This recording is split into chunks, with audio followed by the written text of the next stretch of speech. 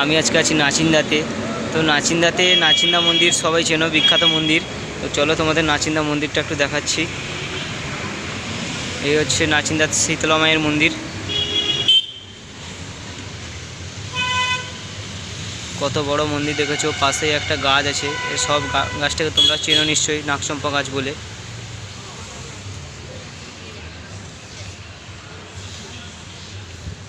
চলো আমি মন্দিরের ভেতরটা তোমাদের দেখাচ্ছি একটু। চলো যাওয়া যাক ভেতরে।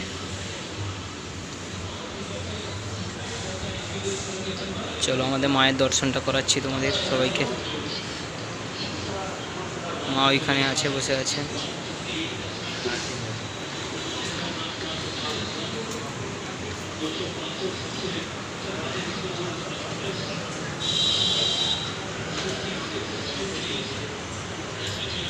আর কেউ যদি মন্দিরে পুজো দিতে চাও তাহলে আমাদের ওইখানে যে লেখা আছে মন্দির পরিচালিত মিষ্টান্ন ভোগের দোকান, ওইখানে মায়ের প্রসাদ পাওয়া যাচ্ছে।